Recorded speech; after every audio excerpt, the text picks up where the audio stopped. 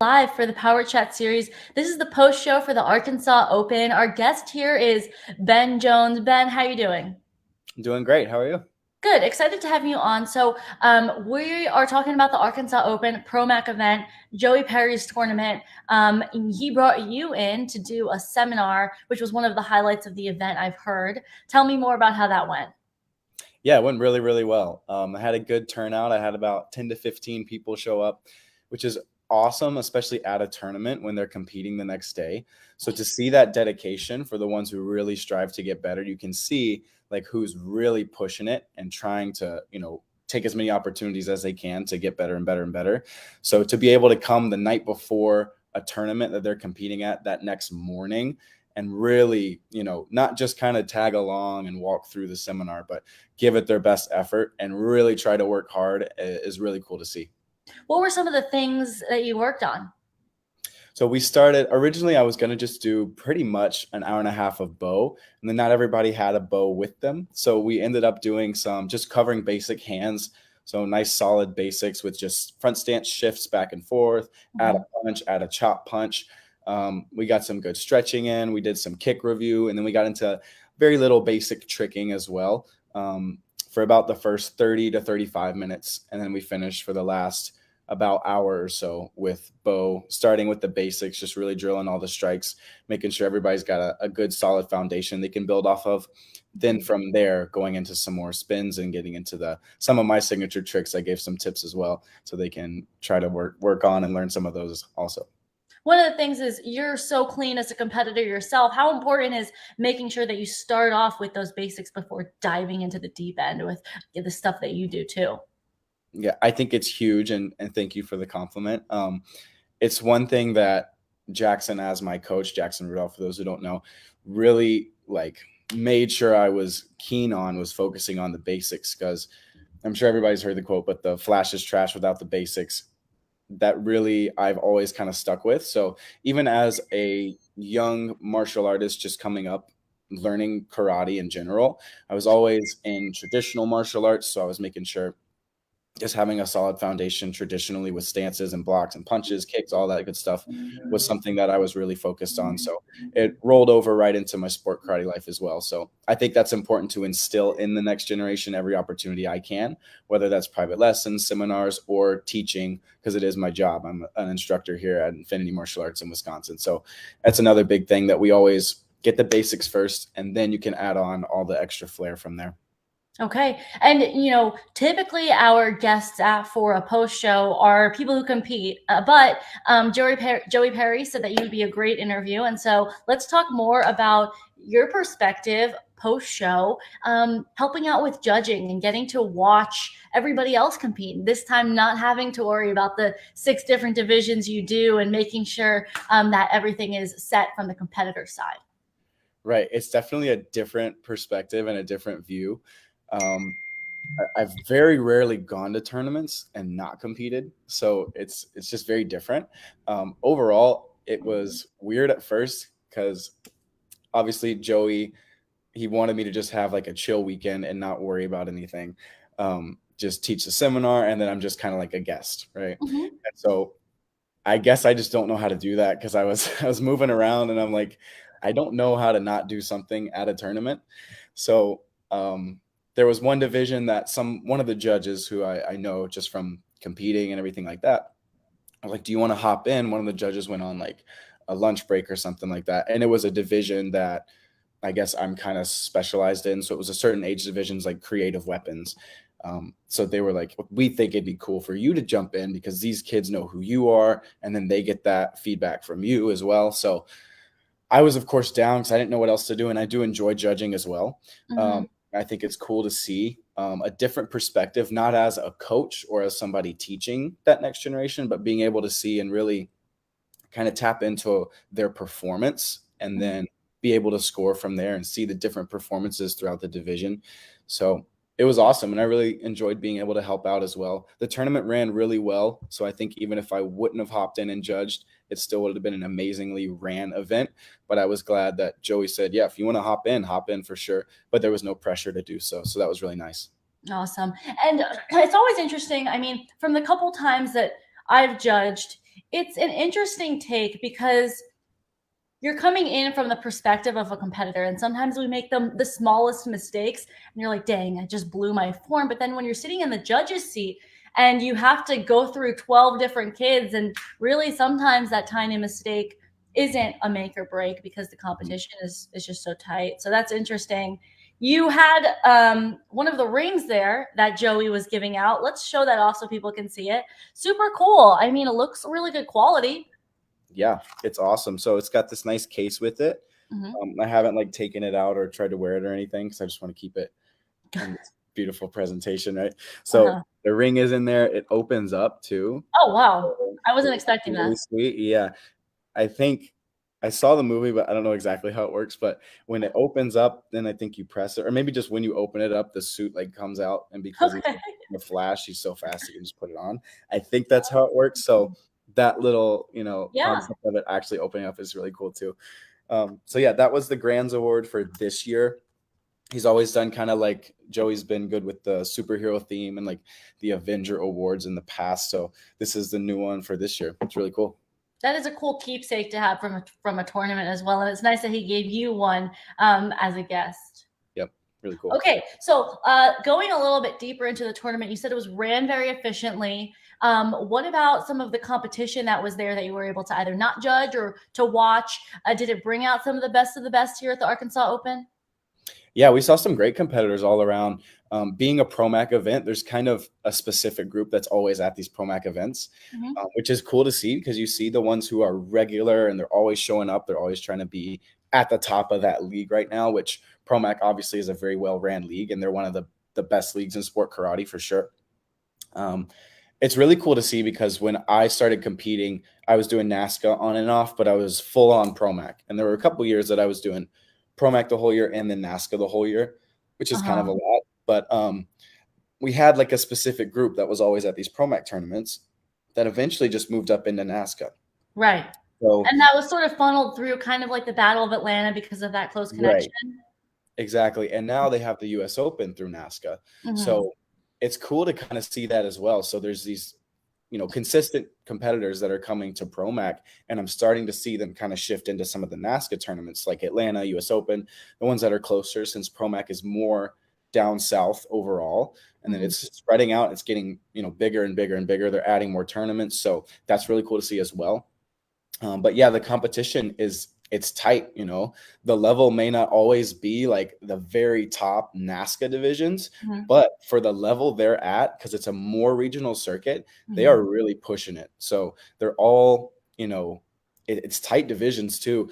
It comes down to, like you were saying, sometimes one mistake Mm-hmm. is, It is the difference. yeah, exactly. Yeah. So I'm seeing some really, really good potential in these younger kids in the divisions and in the adult divisions too. Seeing a lot of cool competitors come out, whether they're 30 plus competing in the 18 plus, because that's how the divisions are set or whatever it is, or some of the younger competitors as well coming up. So it's really cool to see some potential at all age levels and all rank levels as well.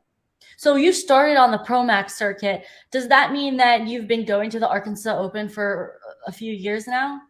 Yes, I think the first time I went was 2017, which overall doesn't seem like too long ago, but Still then like 6 years ago, that's already right? 6 years, right? Yeah. So yeah, exactly. And when I started at Arkansas Open, it was like me, Dawson Holt, PJ Clark, like Sarah Campbell, Eden Williams, Kylie Boyer. So it was all of us that have like really progressed like crazy. And we were all like pushing each other just on the ProMac level too, which was really cool to see it translate up into NASCA. And then all of a sudden, like all those competitors I mentioned have won divisions in NASCA or grands in NASCA even. So it can kind of see that starting to happen with the group in ProMac now. Cool. Like they're starting to become that group that's all pushing each other. And then I'm seeing them at more NASCA tournaments. So they're starting to get into that as well. So that's a really cool thing to see. But yeah, I've been going I think I maybe missed 1 year. Maybe there was a COVID year or something I didn't get to go to. So I've pretty much been probably 4 or 5 times, and it's always been a really well-ran event. And then always the awards are super cool. I have this one from a couple years ago as well. Oh, I remember seeing the pictures for that. Yeah. Right. And then last year's event, they had the Thor's hammers. Mm-hmm. Cool. So those are awesome. And then a couple of years prior to that, even though they weren't at the Marvel theme yet, he had some really, really nice awards. It was like a big wooden plaque that was like the state of Arkansas, and it had Right. all the plaques on it and everything. So that was really cool. So awards have always been great. It's always been ran super, super well. And it's a really good event for the competitors. And then also the way now that I'm on kind of the official side or doing more of the judging and some of that stuff, you can see that they really take care of the judges. And I think that's a consistent thing you see on Promac as a whole. Hmm. I've been able to notice that throughout the years at events like Arkansas Open. I was taken aback by, how many years. I think you just kind of sometimes they start to blur one into another, but how many years the Arkansas Open has been going on. I think Joey was saying it's like 25 years he's been Yeah, putting this tournament on, which is insane. A right. quarter of a century, right? How have you seen it? I mean, you said there's consistency in the quality of the product, but have you seen the Arkansas Open grow or change over time in the last six years? Yeah, for sure. First time I went, just one big thing you'll notice right away is it was in like a high school gym in Jonesboro, Arkansas, which most people haven't ever even heard of, right? So Mhm. it was a nice little small town, and it was a cool, like more intimate, I guess, vibe. It's like everybody kind of knows each other. It's a lot of local competitors and like a lot of local competitors too. So there's a bunch of people from the Arkansas and like the surrounding areas. And then you would have those people travel in from everywhere else too. Um, and that is still a consistent thing we're seeing. But now they're in downtown Little Rock. So it's a super nice area.